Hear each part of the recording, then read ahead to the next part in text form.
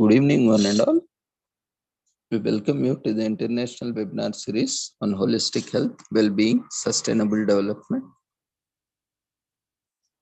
2022, commemorating Azadi Ka Amrit Mahotsav, nation celebrating 75 years of independence, and United Nations Sustainable Development Goals SDGs 2015 to 2030 as part of awareness campaigns in collaboration with Sri Holistic Health Foundation India and Sri Research Institute Center for Art, Sciences and Wellbeing. Before we start our session, let's take the blessings of Almighty.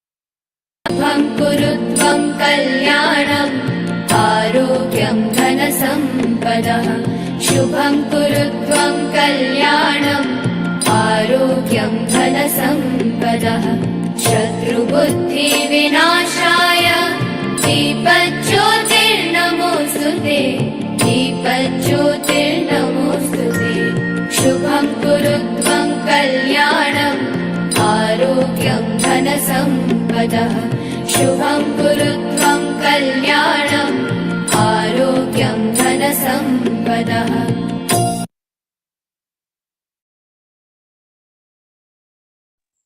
With the blessings of Almighty, we shall continue with today's commemorations.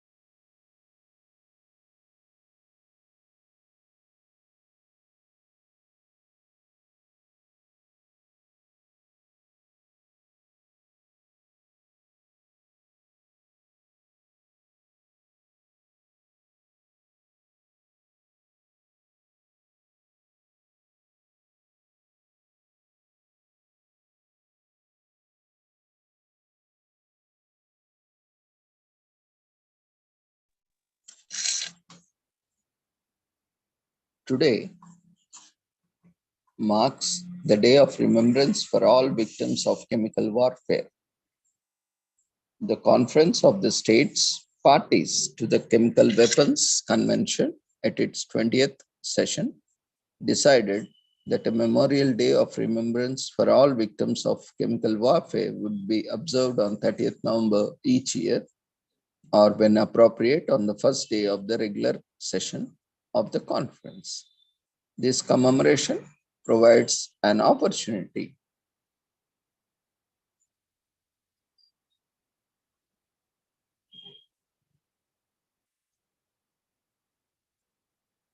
to pay tribute to the victims of chemical warfare, as well as to reaffirm the commitment of the Organization for the Prohibition of Chemical Weapons, in short OPCW, to the elimination of the threat of chemical weapons, thereby promoting the goals of peace, security, and multilateralism. The third review conference of the state parties to the Chemical Convention, held 8 to 19th April 2013 in The Hague, the Netherlands, adopted by consensus a political declaration that confirms the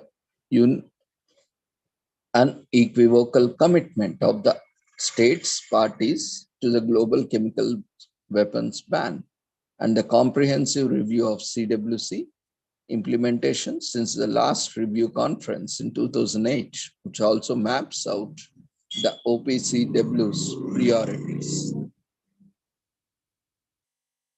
for the coming 5 years.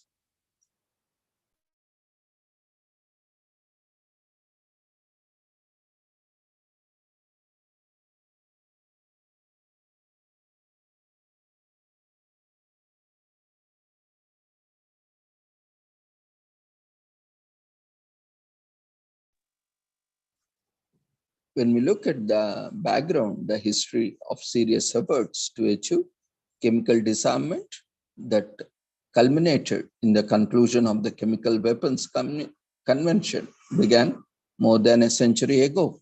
Chemical weapons were used on a massive scale during World War I, resulting in more than 1 lakh fatalities and 1 million casualties.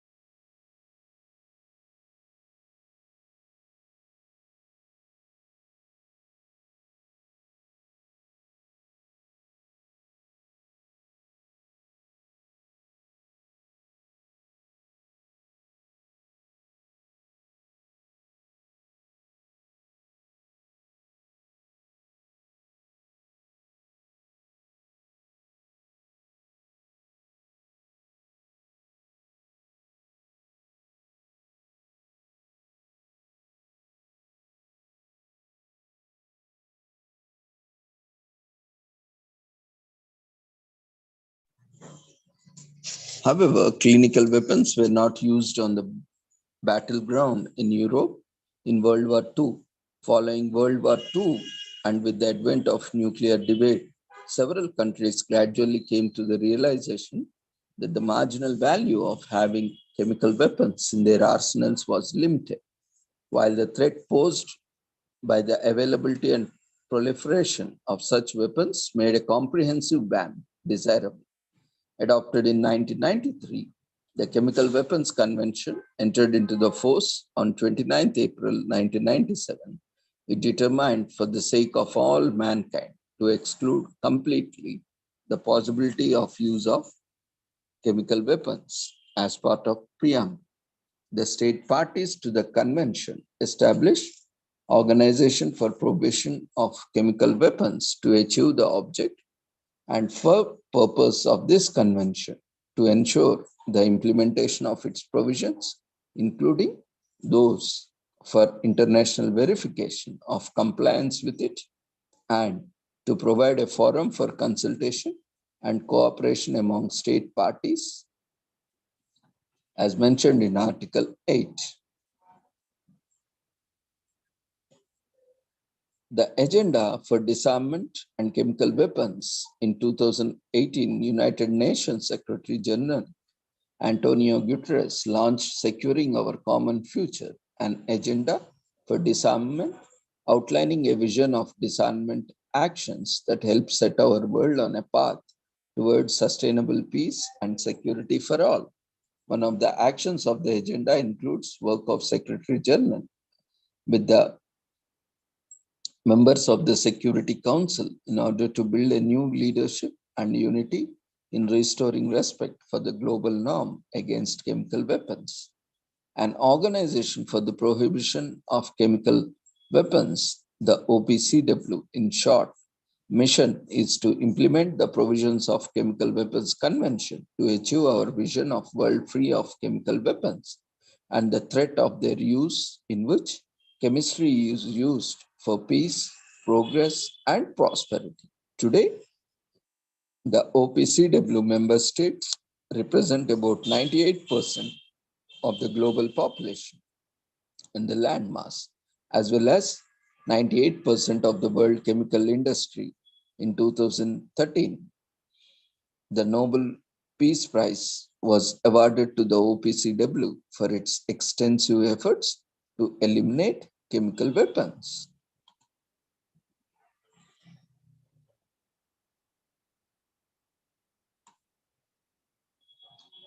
Let's watch a short video on weapons of mass destruction, threats, and responses.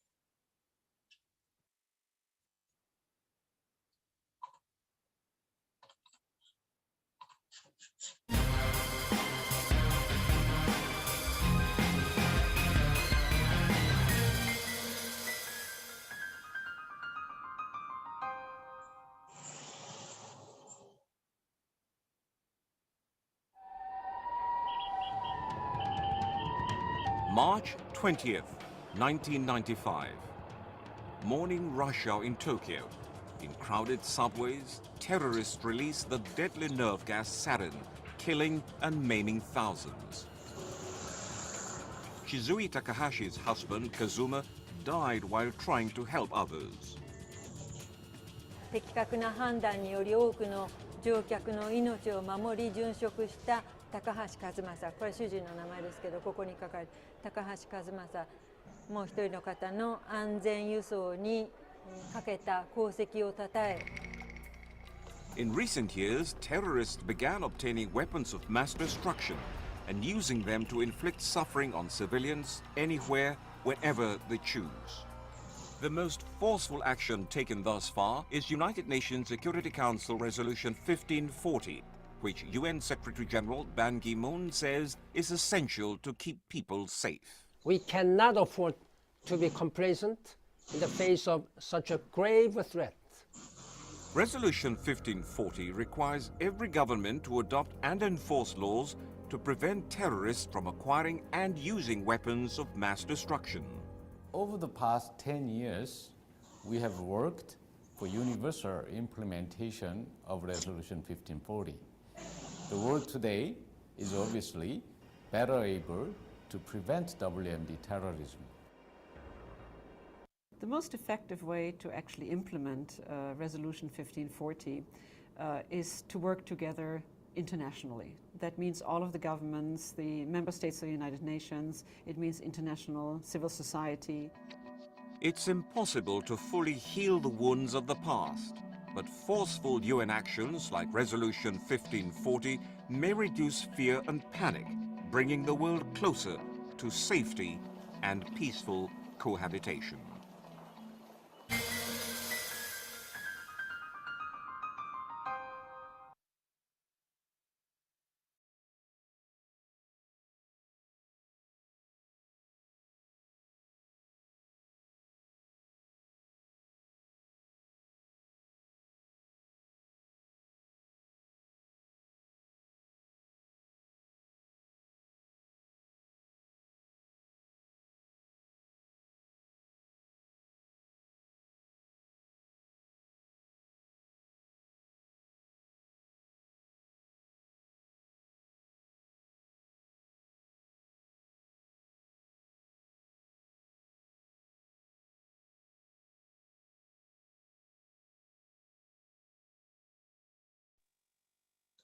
So thus the history has always warned and has been a great concern regarding weapons of mass destruction and chemical warfare. The OPCW observes the annual Day of Remembrance for all victims of chemical warfare on 30th November. This commemoration provides an opportunity to pay tribute to this to the victims of chemical warfare, as well as to reaffirm commitment to achieving a world free of chemical weapons, as already mentioned. So 193 states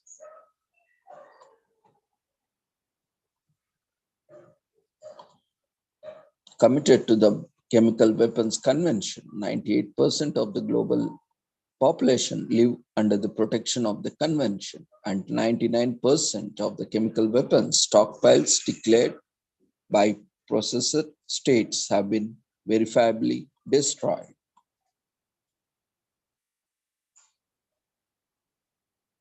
The convention, as already mentioned, convention entry into force on 29th April 1997, and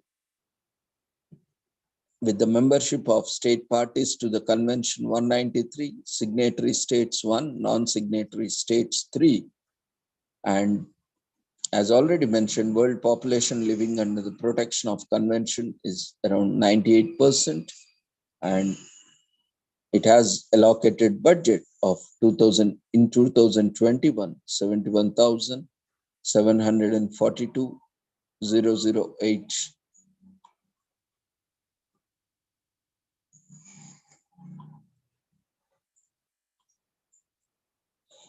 euros. And destruction progress as on 30th September 2022.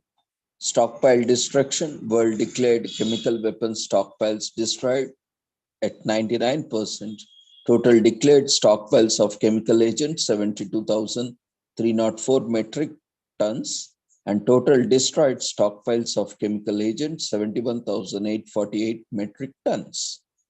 And chemical weapons production facilities, CWPF in short, declared 19.7 and destroyed 74, converted for peaceful purposes 23. So remaining inspectable facilities sites are 4, states with inspectable facilities and sites are 3. Inspections since EAF 522. Coming to chemical weapons destruction facilities, CWDF, inspections in CIF, that is entry into force, convention entry into force. Inspection since EAF is 2007. And states with inspectable facilities sites are 1, inspectable facilities sites are 2. So chemical weapon storage facilities, in short CWSF, inspections since EAF are 523 inspections have been conducted. States with inspectable facilities sites 1, inspectable facilities and sites 2. With respect to old chemical weapons, OCW, inspections since EAF are 173. States with inspectable facilities and sites are 5. Inspectable facilities, sites are 5. So these are the states actually which have these facilities of inspecting. And abandoned chemical weapons, in short ACW, inspections since EIF is are 148. States with inspectable facilities sites are 1. Inspectable facilities and sites are 27. Industry verification as of 30 September 2022. Industry inspections and industrial facilities subject to inspection are 4,922 inspections have been done till now. And Schedule 1, various chemicals are divided into various schedules. So schedule wise, under Schedule 1, inspections since EAF are 344, states with declared facilities are 24, inspectable facilities are 28. Under Schedule 2, chemicals, industries, inspections since EAF are 981, states with declared plant sites are 25. Inspectable plant sites are 210. Under Schedule 3, inspections since EAF are 522, states with declared plant sites 32, inspectable plant sites 339. And other chemical production facilities, in short known as OCPF, inspections since EAF 2,477, states with declared plant sites 80, inspectable plant sites 4,345. And verification capacity as on 30 September 2022, OPCW designated laboratories, environmental labs 25, biomedical labs 20. States with designated laboratories, environmental 21, biomedical 14. A national implementation as of 31st December 2021, comprehensive implementing legislation, states with comprehensive legislation, that is national implementing legislation covering all initiative measures of the convention. Total 118 states. Here states are nations. It has to be deemed as or understood or read as nations. Partial implementation. So 40 states with national implementing agencies covering some initial measures of the conventions. So these are the statistics as of recent numbers, which was updated on 30th November 2022. So with this, we shall conclude the commemoration. We shall move on to another commemoration of the day. Today is also National Computer Security Day in US. So National Computer Security Day demands our attention because cybersecurity affects everything from where we bank and how we spend our money to who we elect public office. We certainly don't want to replay of Maidu, the worst email virus in the history, which caused $38.5 billion in damage. So let's get educated on staying safe online. So the importance of computer security is highlighted on National Computer Security Day on November 30. It seems like every day we hear about breaches in cybersecurity.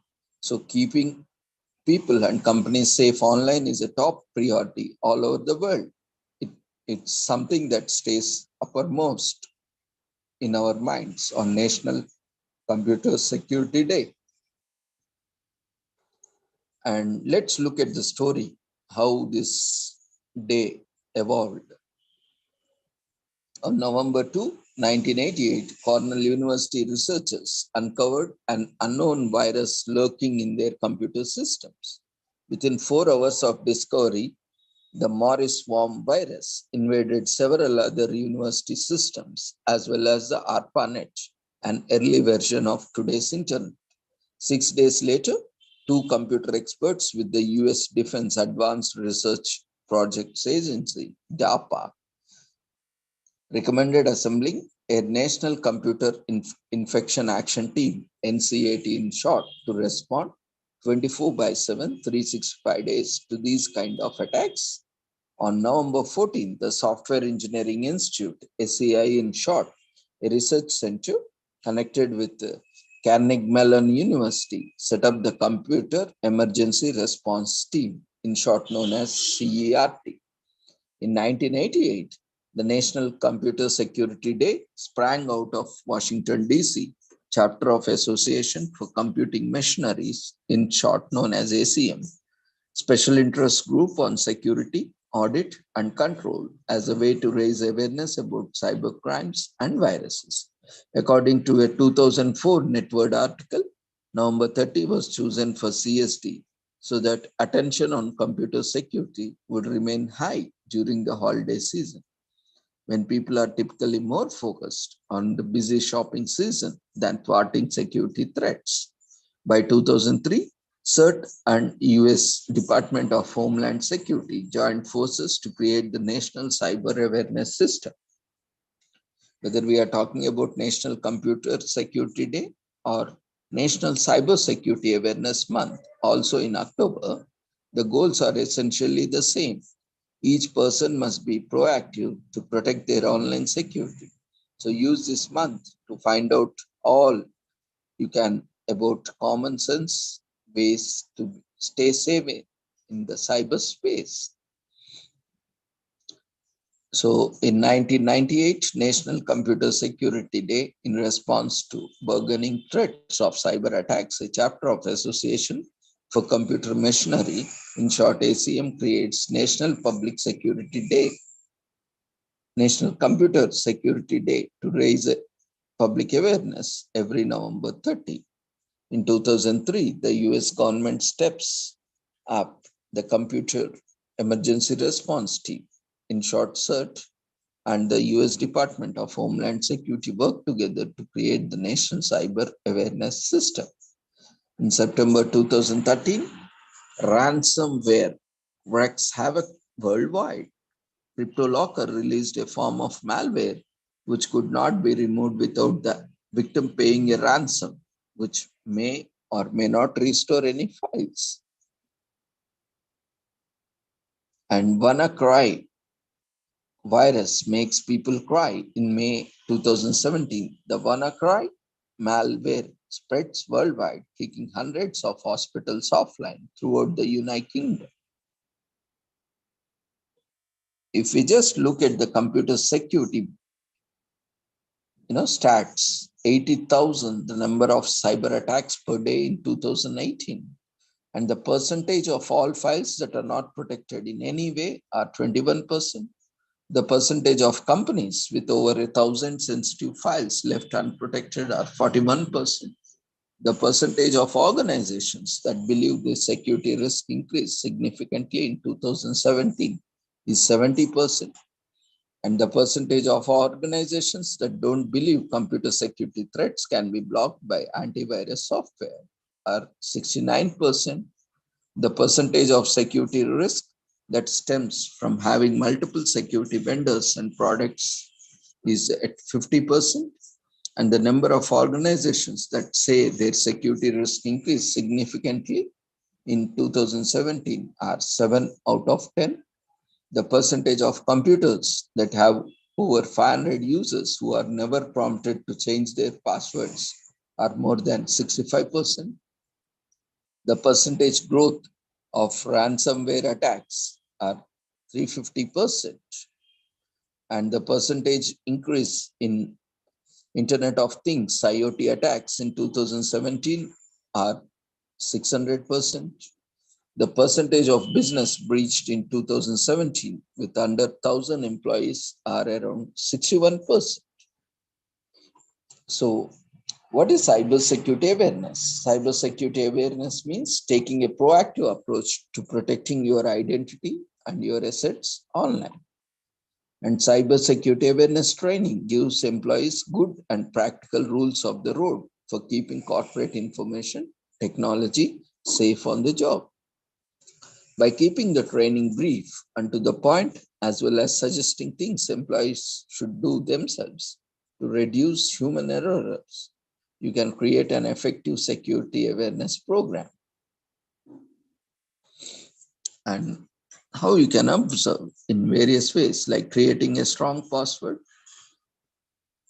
So in computer security, length matters. Passwords are 6 characters, are easier to hack, especially if they are only made up of lowercase letters. So beef up your password. View a character combination of uppercase, lowercase letters, symbols, and numbers. And lastly, avoid using the same password for every account.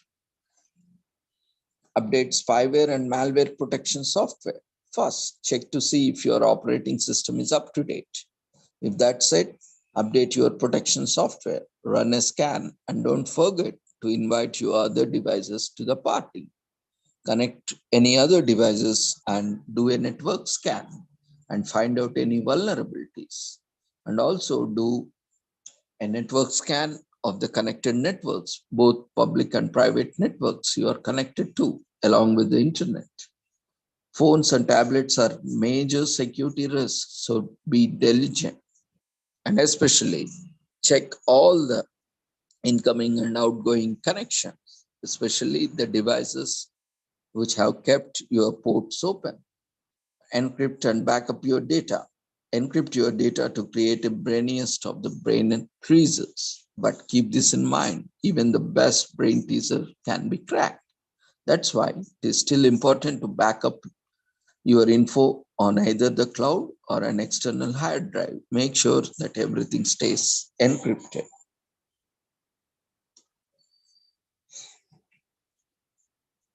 And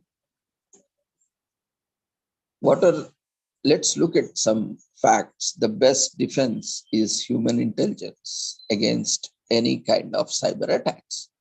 So most of the time, most of these attacks are possible only because of our, lack of common sense practices. And it's usually too late. Most companies take 6 months to detect a data breach.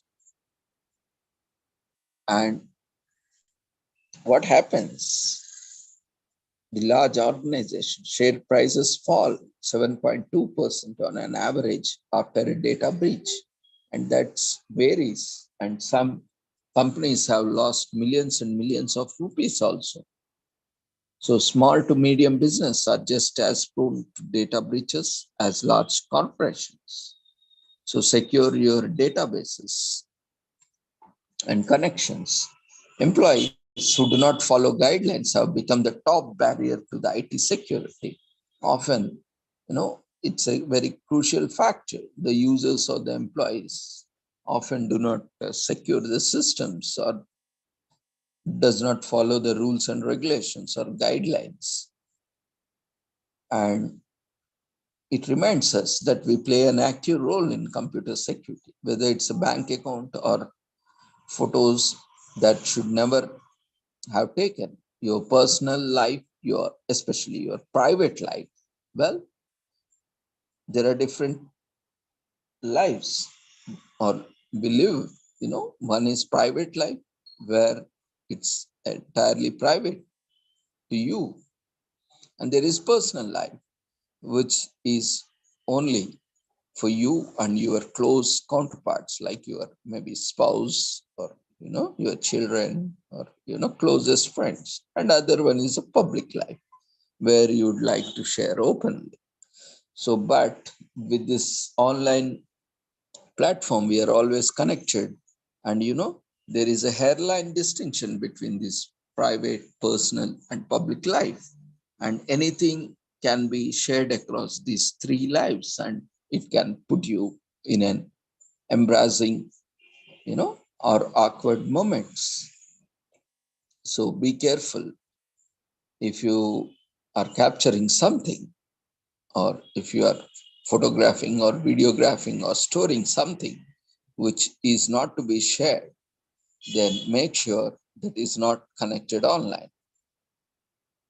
And don't keep any such things, especially in mobiles. We see a lot of, data, such confidential data or private data.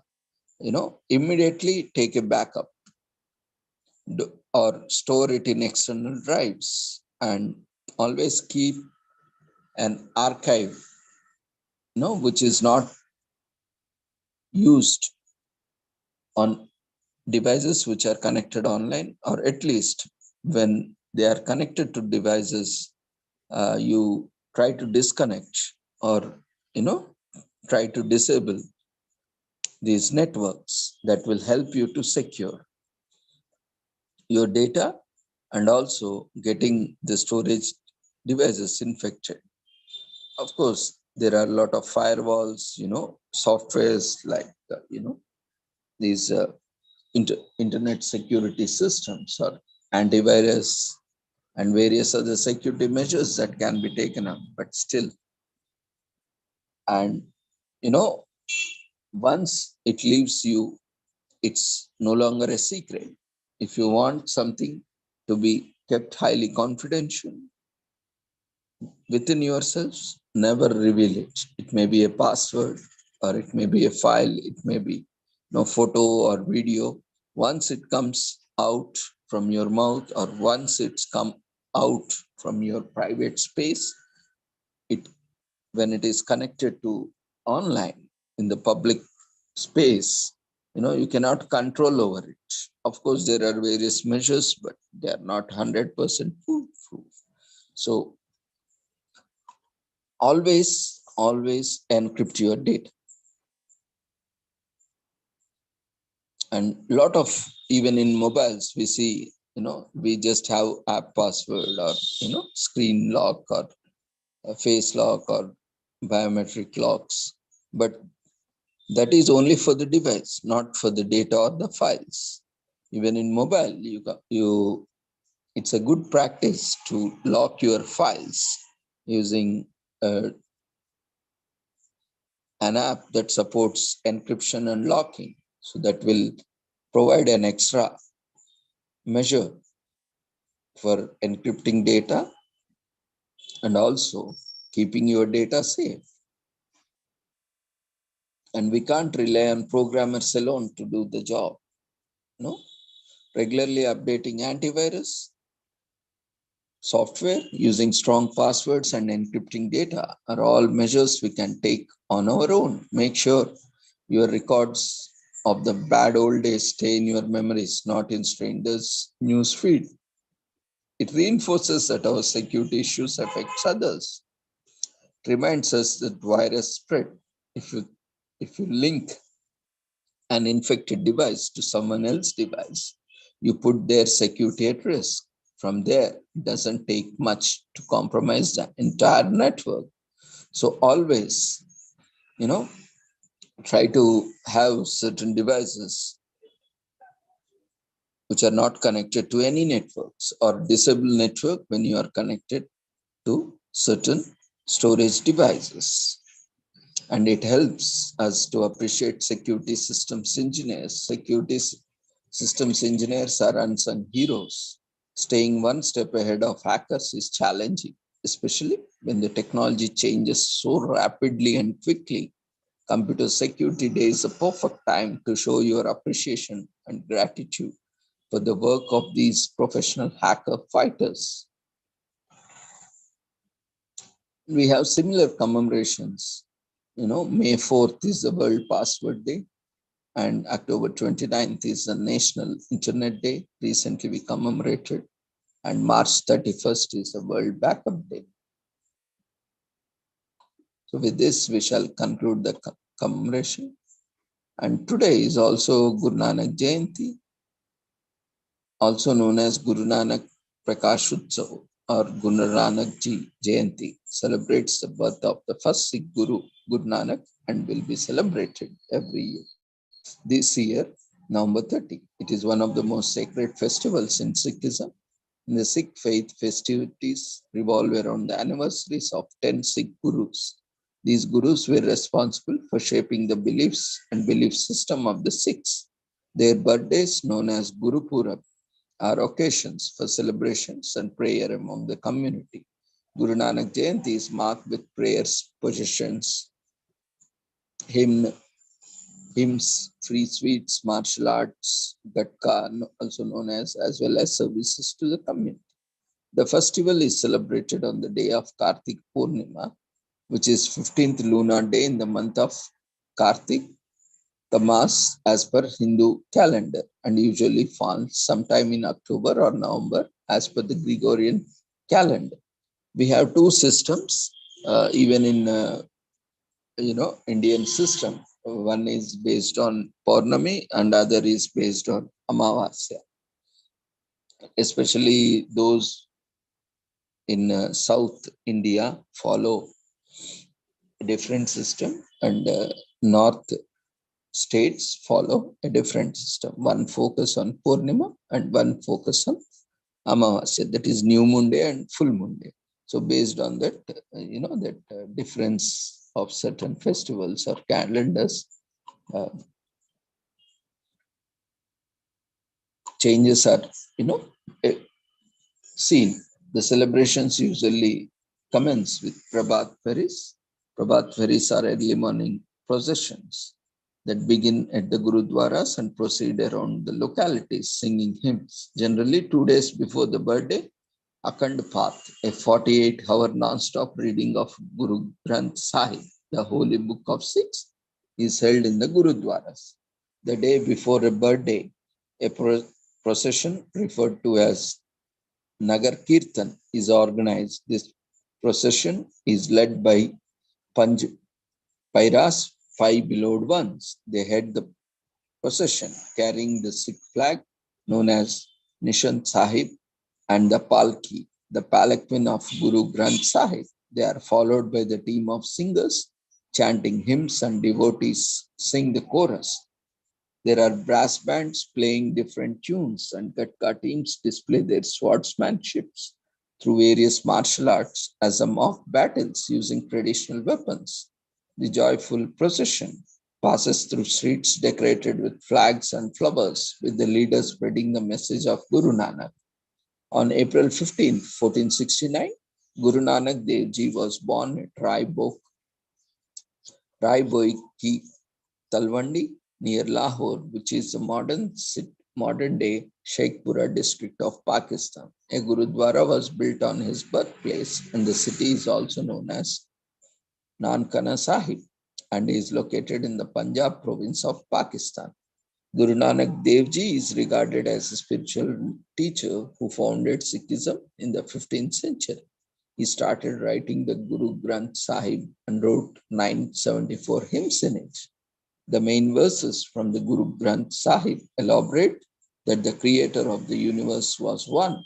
His verses also propagate selfless service to humanity, prosperity, and social justice for all, irrespective of any demographic differences. Sikhism also forbids the concept of messengers and reincarnation. The role of Guru as a spiritual and social master forms the base of Sikh religion. So in 2019, universities to remember a saint, the Punjab government announces that it will install chairs dedicated to great Saint Guru Nanak in 11 universities. In 1539, Guru Nanak dies at the age of 70, appointing Bhai Lina as his successor and renames him as Guru Angad. In 1500, Sikhism forms as a religion. The Sikh faith starts forming around 1500 CE when Guru Nanak begins teaching a faith that is quite distinct from Hinduism and Islam. 9 gurus followed Nanak and develops the Sikh faith and community over the coming centuries. 1469, as already mentioned, on April 15th, Guru Nanak Dev Ji is born at Rai Boi Ki Talwandi near Lahore, which is the modern-day Sheikhpura district of Pakistan. So today, our Guru Nanak Purab or Guru Nanak Jayanti is celebrated as a day to remember the holy Guru, Guru Nanak, and is a reminder for the followers of Sikhism to remember his teachings and overcome the 5 vices, that is, lust, greed, attachment, anger, and pride, and devote one's life in the selfless service of God. Guru Nanak Jayanti is also a public holiday in India. It is a day off for the general population, and schools in the most business are also, closed.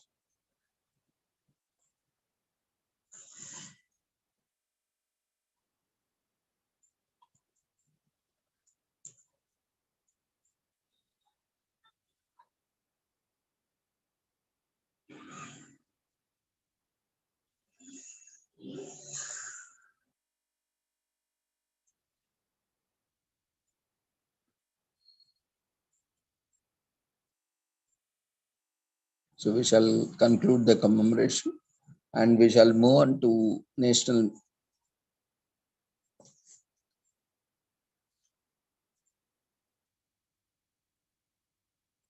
Methamphetamine Awareness Day.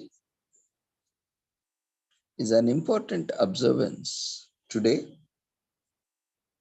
In short, known as meth, is a potential central nervous system stimulant that negatively affects the lives one out of 6 young Americans every day.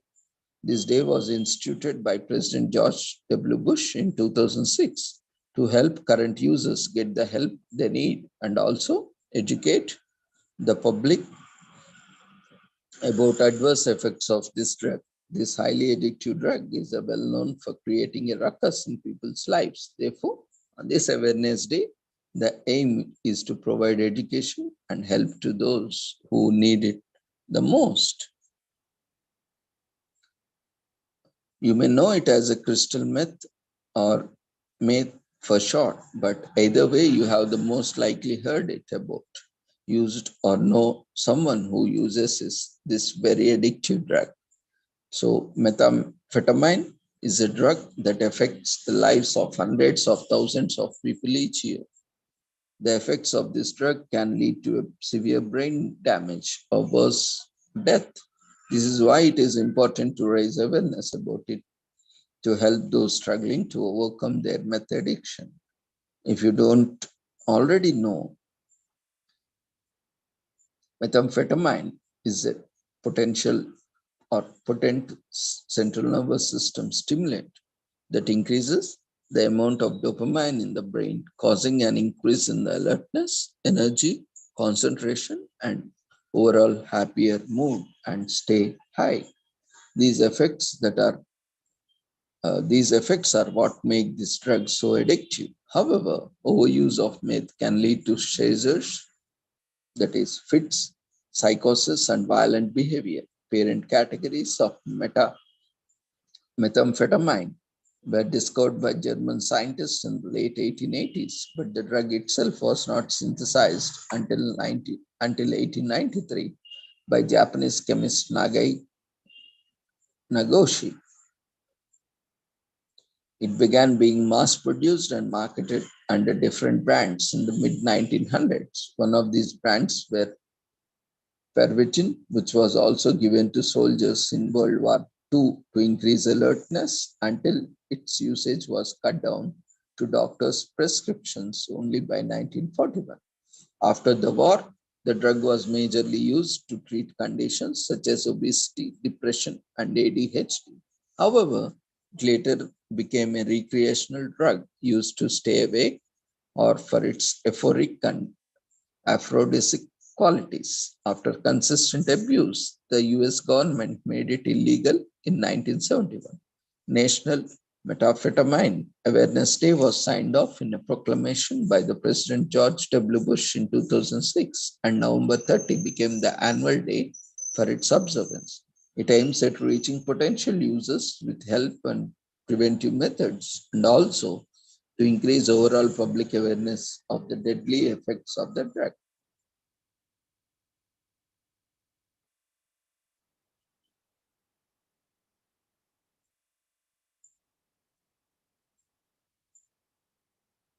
There are various forms, through which this meth is consumed in the form of yaba tablets or the tablets that contain a mixture of methamphetamine and caffeine that are consumed orally. And methamphetamine hydrochloride is a hydrochloride salt form of methamphetamine with the same stimulating properties as methamphetamine.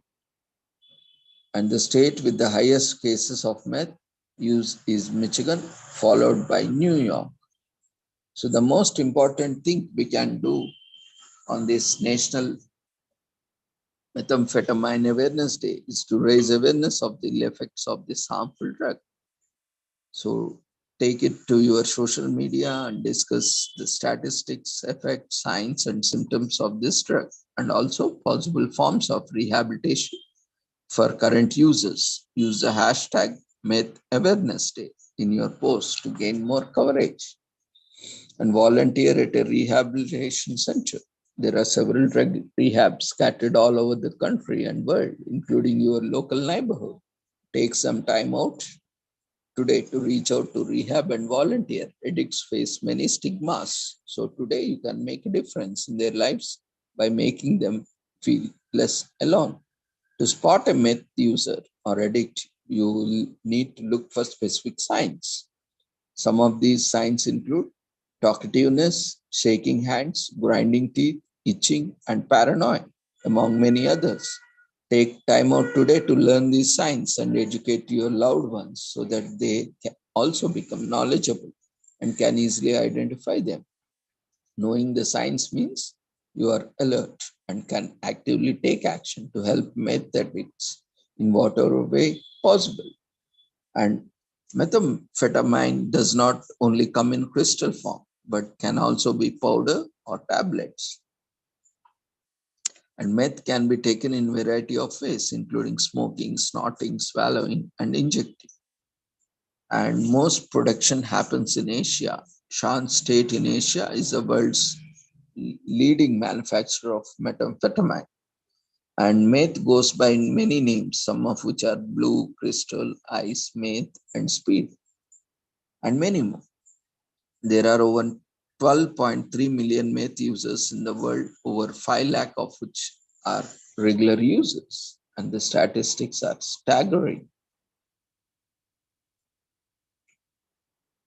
So this day is not only targeted at raising general awareness of this drug, but also providing rehabilitation methods for addicts as well. There are events held across the country on this day that could be of help to those in need, provided by related institutions and rehab centers. This can help bring people to initiate their rehabilitation journey and possibly save a life.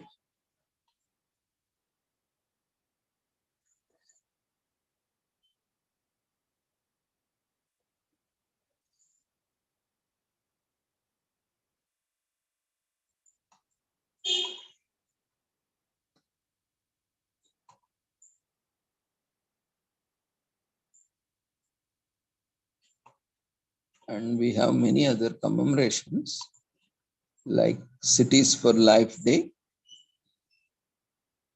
We can recognize the right of every human being to live and commemorates the first abolishment of death penalty.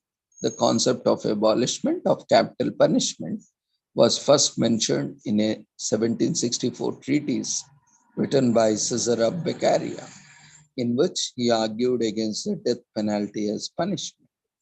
This is one thing no force on earth can take away from each of us, and that is our right to live. That was, however, not the case in our justice system when death penalty was established.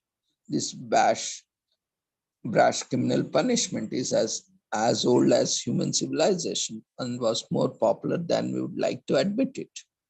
That was until Cesare Beccaria, one of the greatest European Enlightenment writers of the time, had something to say about it. He is noted for his masterpiece on criminal law and the reform system on crimes and punishments, which he published in 1764. In fact, the work is so notable that it has been translated into 22 languages. In it, the Beccaria put forth some of the first modern arguments against the death penalty, which made it full-scale work to tackle criminal reform and to suggest criminal justice should comply with rational principles.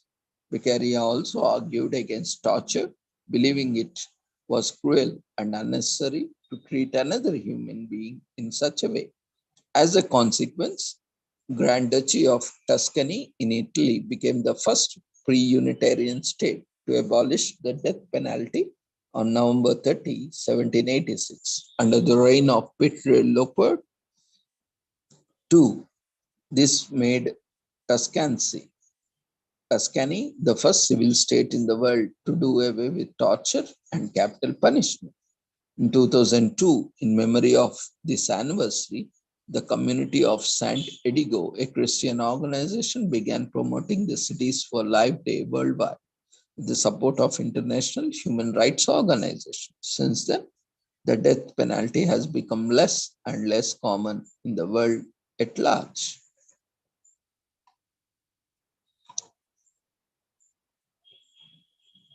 So hope you are aware of this word capital punishment. It is a state-sanctioned practice of putting a person to death as punishment for the crime. And capital punishments can be imposed for treason, espionage, murder, large-scale drug trafficking, or attempted murder of a witness, juror, or court officer in certain cases. In the 27 US states where capital punishment is authorized, 5 different methods of execution are prescribed: lethal injection, electrocution, lethal gas, firing squad, and hanging. All jurisdictions provide for execution by lethal injection. So there are so many things to be learned concerning the criminal law and reform system. Spend the day doing your research, digging deep into the justice system to learn how far we have come and how far we have still to go. If you are part of justice system in any way, use this day to spread the word of enlightenment and change. If you aren't, you can still give your 2 cents or do your research and document your findings. And it's legal in 27 states. As of March 24, 2021, capital punishment is still legal in 27 US states. And America is ranked 5th for execution numbers. The US takes a spot behind China, Iran, Iraq, and Saudi Arabia for the most executions in the world as of 2019, sitting ahead of Yemen and Sudan. 60% of the adults are in support. 6 in 10 US adults strongly or somewhat favor the death penalty for convicted murderers. And death sentences also have decreased. There was a 29% decline of people on death row between 2000 and 2019, according to the Bureau of Justice Statistics, in short known as BJS in US. Criminals were sentenced based on the crimes. In the past, methods of execution included electrocution, crucifixion, hanging, beheading, etc. And they were chosen based on the severity of the crime. So why this day is important? Life is a human right. The right to live is simply a human. It is unjust to put the power to kill someone in someone else's hands, regardless of the crime. And a day like this aims to create a level playing field for all, including criminals. They have several executions that didn't match with the severity of the crimes committed, or were even based on false accusations.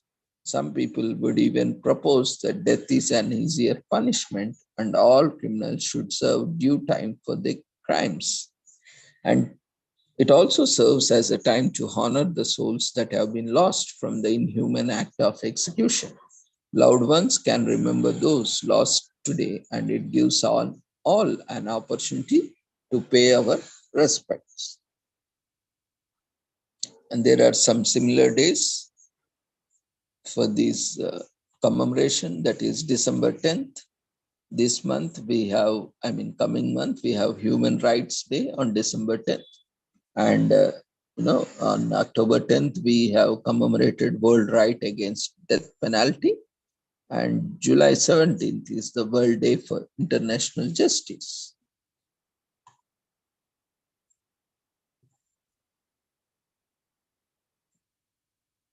And finally, today is also National Personal Space Day in US. It is to honor and respect need for personal space established by the public health specialist Carol Winner in 2019. The day reminds us that the boundaries are good and must be maintained in a civil society. Advocating for our boundaries is not easy, but it is an important factor that contributes to our healing. Have a co-worker with a need to get cozy? National Personal Space Day is a great day you tell them off. In our culture of a warm embrace and physical advances, declining a kiss or a handshake or a hug is considered to be impolite. This is especially in context of US. So this does not consider that some people would rather not be touched. If you have ever been able to state your objection to unwelcome hugs and kisses and unsolicited shoulder taps, the National Personal Space Day is for you. National Personal Space Day is an initiative of the For the Love of Peace Foundation. The foundation was established by the public health specialist Carol Winner in 2015. Winner's life experiences shaped her thinking and motivated her to establish a day that highlights the importance of respecting people and their personal spaces. In 1977, the diagnosis of her mother's cancer struck a jolt in the life of then 17-year-old Winner, losing her father just years before putting her double jeopardy. She became the sole caretaker of her mother. In and out of hospital for weeks, Winner witnessed the lives of patients and the difficulties they face in accomplishing day-to-day tasks. Winner spent the next 40 years of life taking care of her chronically ill mother, who remained vulnerable to the infections due to declined immunity. As people would come to greet her mother, they would immediately jump to embrace her or kiss her. This caused her great discomfort. Even in the trenches, her mother could never decline a physical advance, which troubled Winner.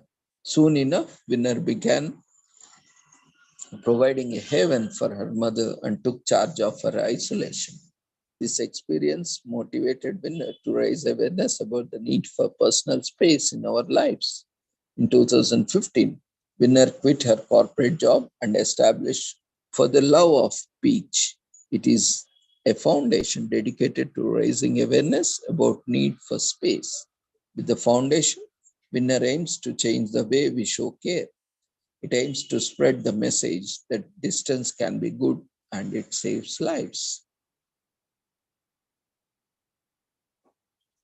In 2019, Winner publishes a children's book on personal space titled What Do I Do with My Hugs, and dedicates the final day of November as National Personal Space Day.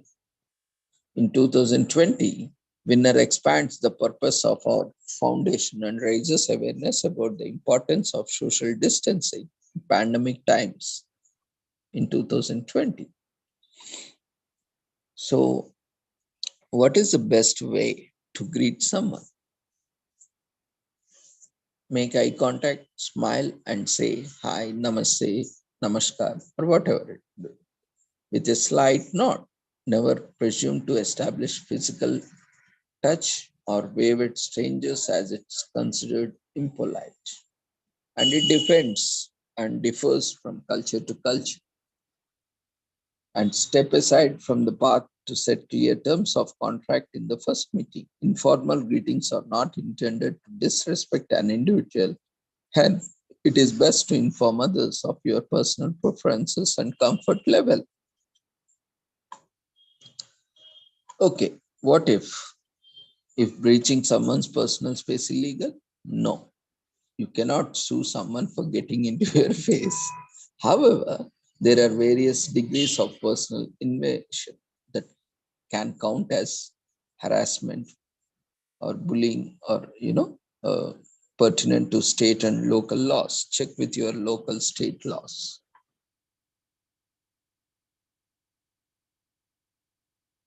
And also gain some awareness on what is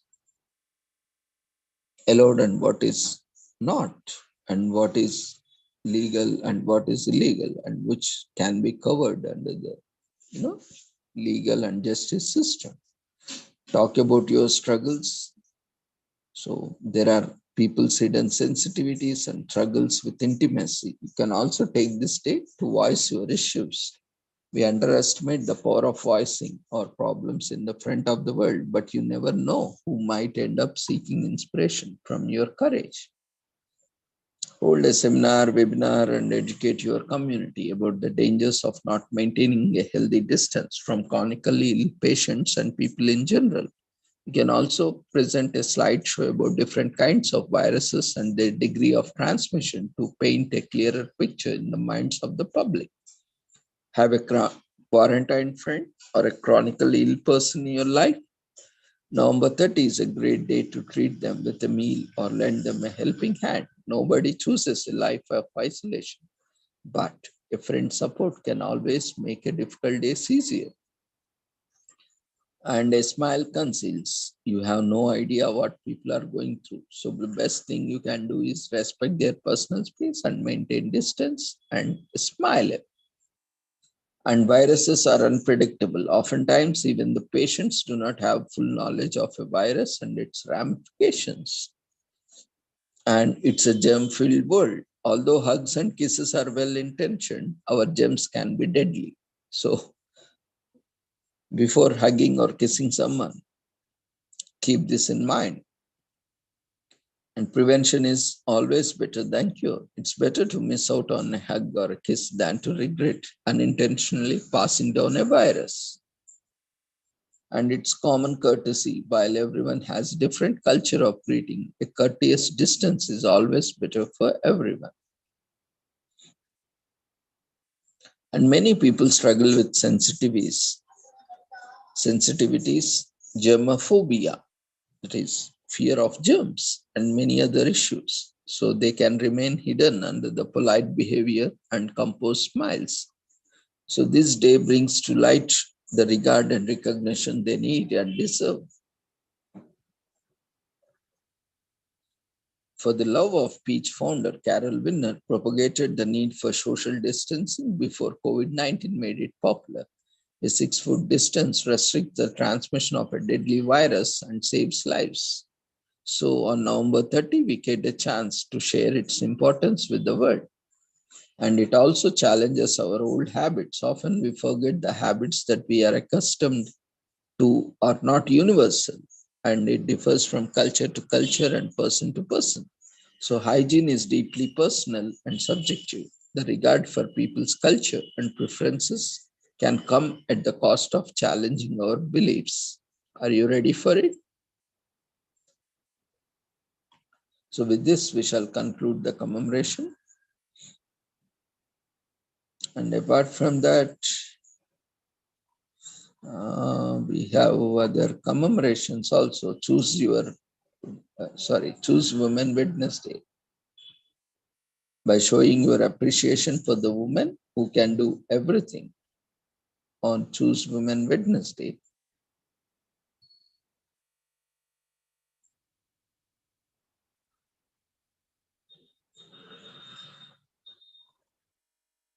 And we have National Stay at Home because you are well day. You don't need to call in sick or fake it. Take a day off for being well. And today is also National Native Women's Equal Pay Day. So, and awareness, bringing on awareness. And today is also Perpetual Youth Day, Rock and Roll Lives. On this day, make sure the memory of Clark is long lived.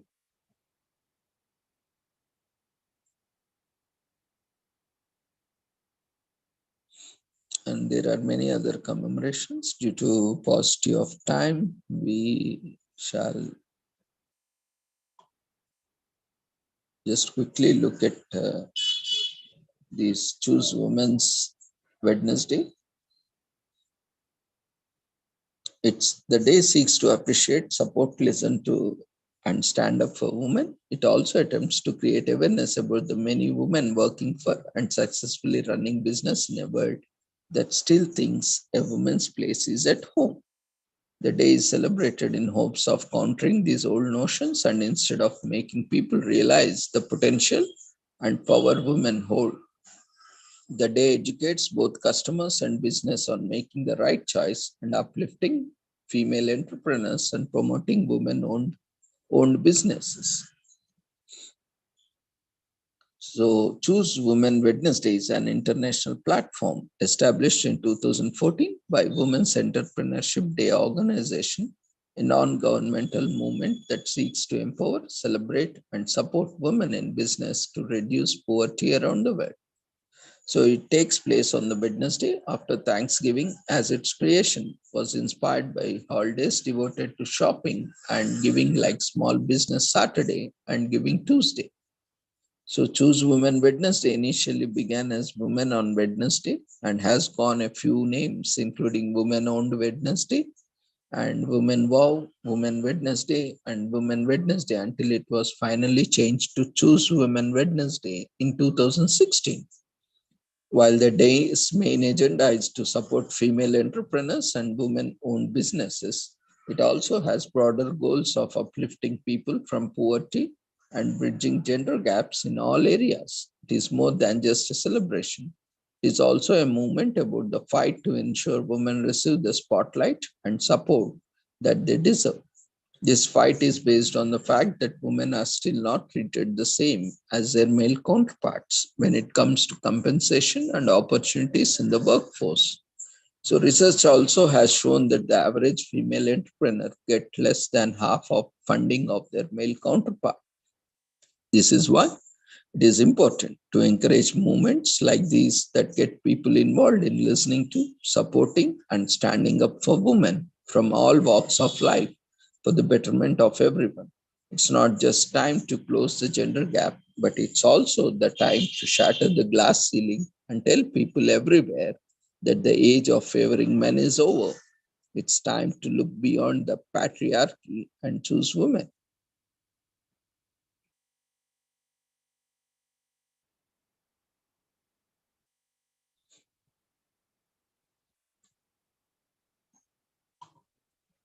Women entrepreneurs statistics show that 252 million entrepreneurs out of approximately 582 million in the world are female. And 47% of the women started a business in recent years compared to 44% of men. So women are more and opting for more businesses.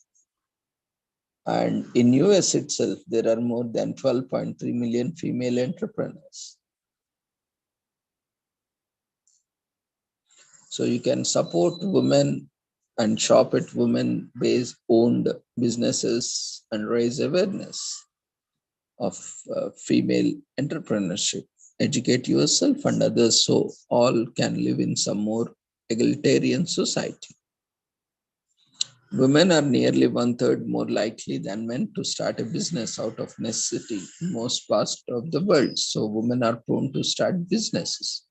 And women from low to middle income countries are more likely to enter early stage entrepreneurship compared to those in high income countries due to unequal distribution. And female entrepreneurs make up around 1/3 of all entrepreneurs around the world. There are many of them. And Take Our Daughters to Work Day was popularized in 1993 to support career exploration for girls. And Madam C.J. Walker was the first female millionaire, was born to former slaves, orphaned at 7, but built her empire out of nothing, a true self-made woman. So it aims to discontinue inequality, it supports women, it inspires young girls everywhere. So this day, send the message and serve as an inspiration for little girls everywhere so they too can grow up to be the master of their own lives. It teaches people that entrepreneurship is not just a man's field.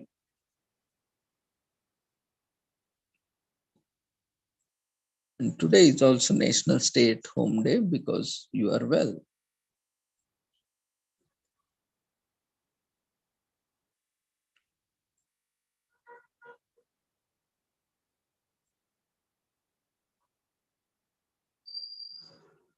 This Thomas and Ruth Roy created Stay Home Because You Are Well Day so that we all call in well instead of faking an illness just to stay home from work. Almost all of us are guilty of searching for excuses to stay away from the work. And this day urges us to stop all the faking and simply stay home because we are in need of some time off.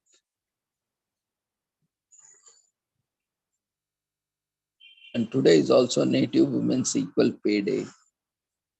This is an important issue to highlight, and this day brings it to light by spreading awareness about the inequality of pay for women. This day encourages us to raise awareness on such a topic and recognize the numerous struggles the women face. Wage gaps in terms of gender and race has been around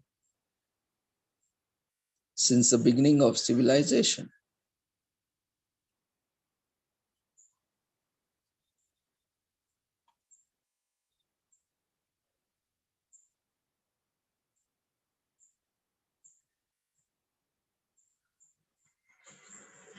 So with this, we shall conclude today's commemorations, and thank you everyone for joining us, and kindly fill up the feedback form. It is mandatory for certificate.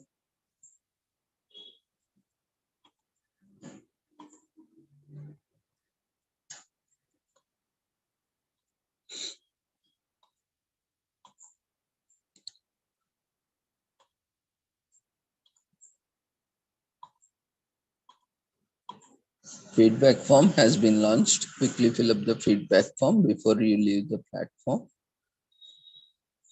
So see you all tomorrow. Tomorrow, instead of webinar, we are having international seminar.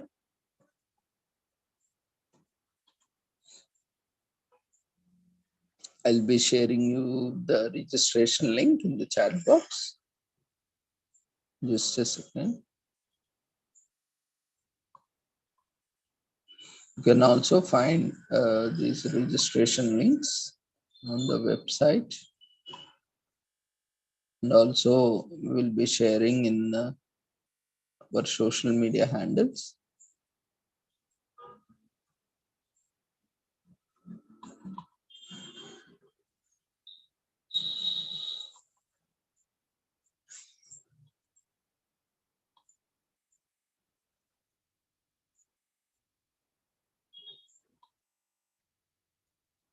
So tomorrow from 7 o'clock, we will be having these sessions. If possible, we'll try to complete daily commemorations at 6. Otherwise, depending on the availability of time, or we'll be starting at 7 o'clock. So a registration form has been shared in the chat box. You can fill the registration form and also share this information with all of your friends. Tomorrow being World AIDS Day, HIV AIDS Day. So we are commemorating this occasion and organizing an international seminar on HIV AIDS, art therapy, that is immunity, medication, treatment, rehabilitation, prevention, awareness, early intervention, stigma, health, well-being, and sustainable development 2022 on, that is tomorrow, that is Thursday, 1st December 2022, on occasion of World HIV AIDS Day. So we invite speakers, eminent subject experts, and practitioners, those who are working in or with HIV population. You can share your experiences. Feel free to contact us if you'd like to make presentation. We'll be happy to accommodate you. Or if you know anyone who are working on HIV or HIV related organizations or patients or population, you can share this information with them and invite them to join as a speaker or as a participant. We'll be happy to accommodate.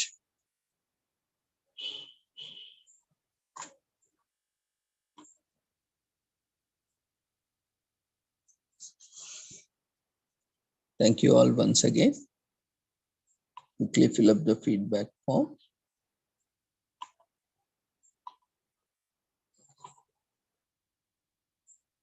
And see you all tomorrow. Take care. Good night.